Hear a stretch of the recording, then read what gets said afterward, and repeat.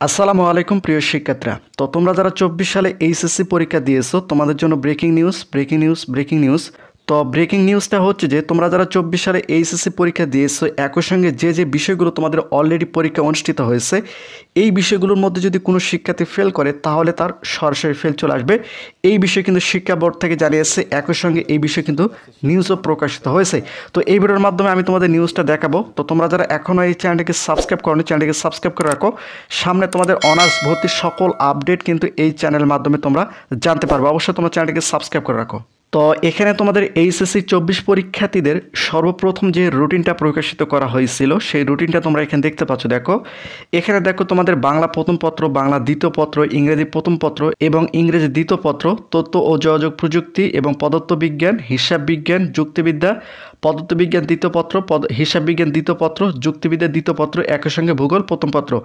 এই বিষয়গুলো কিন্তু অলরেডি তোমাদের পরীক্ষা অনুষ্ঠিত হয়েছে।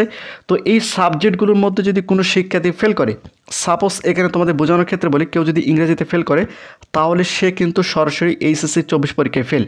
একই সঙ্গে কেউ যদি আইসিটি সাবজেক্টে ফেল করে তাহলে সে সরাসরি এইচএসসি 24 পরীক্ষায় ফেল। তো এই বিষয়টাটি কিন্তু নিউজও প্রকাশিত হয়েছে। তো তোমাদের নিউজটা আমি একটু দেখাই। তো এখানে তোমরা একটা নিউজ দেখতে পাচ্ছ। দেখো আমি যদি তোমাদের একটু টার্গেট করে দিই, এখানে দেখো এইচএসসির ফল অটো পাস নয়, ফেল করলে ফেল আসবে।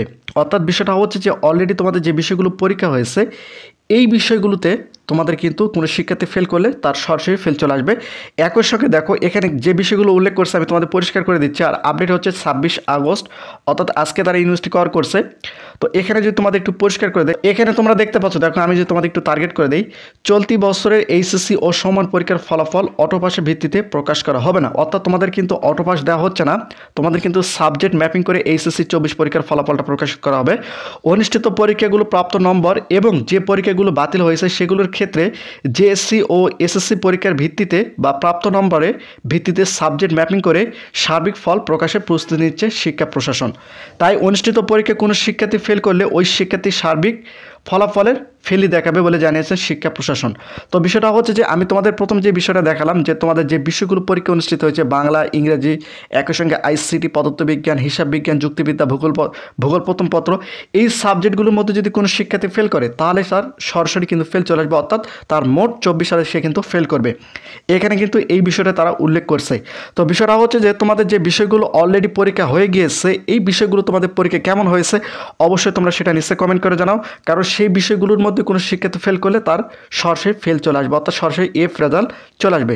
তো প্রতিনিয়ত শিক্ষামূলক খুঁটিনাটি আপডেট ভিডিও পেতে অবশ্যই চ্যানেলটিকে সাবস্ক্রাইব করে রাখো।